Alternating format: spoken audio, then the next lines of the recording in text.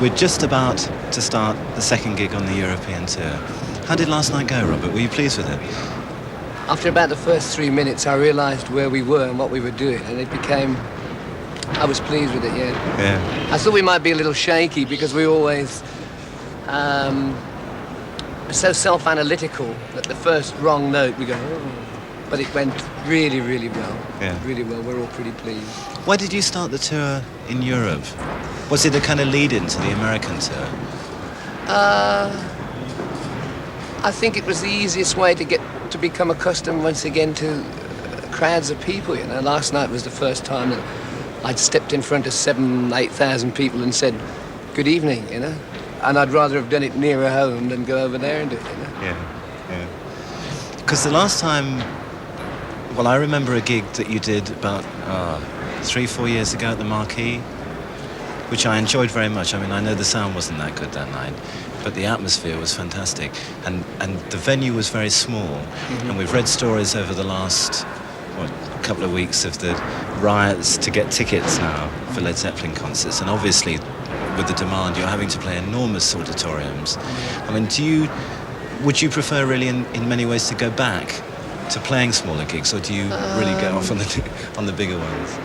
I think it's irrelevant, providing that you can create and establish and maintain an atmosphere, you know, whether it be in a small place or a large place. And we found with America that it can be... We pulled it off with 57,000 people, you know, and that was quite a thing. I mean, it could have been 57,000 people, Led Zeppelin, and no atmosphere, you know, but it seems to work. It seems to be okay. So it doesn't matter. We tried returning to the small gigs disastrously once in England when everybody was going, they big time, you know, and it was really just about the same. Yeah, because it's been quite a long time, Robert, since the last album. Why has it been so long? We've been involved in a lot of things. We've been coming to a lot of conclusions and decisions and starting the record company off, you know.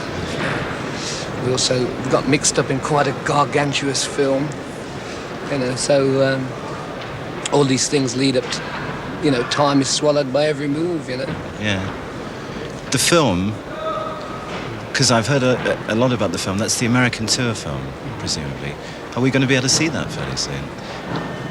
Well, fairly soon. It's like... fairly soon is I don't know how long fairly soon is in most people's mind's eyes.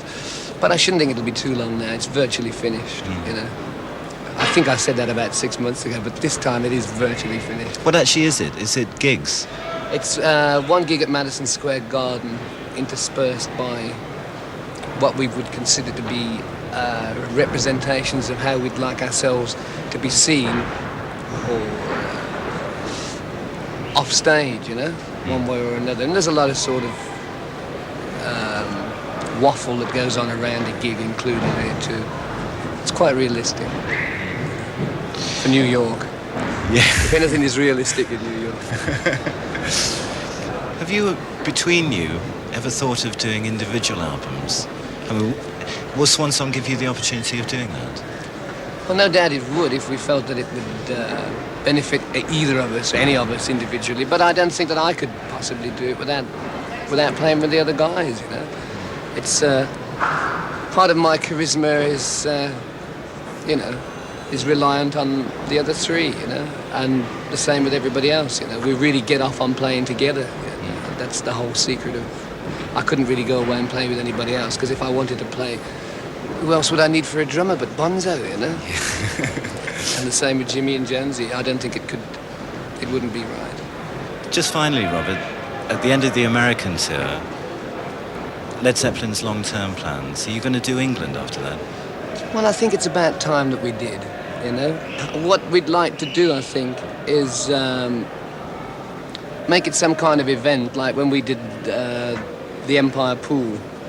We did that I think we were the first band to take that place and do something not extraordinary, but a little bit of an event, you know, performing pigs with ruffs around the neck. They didn't do too well, actually, but they were there, you know, trampoline acts and just an atmosphere of an occasion, you know.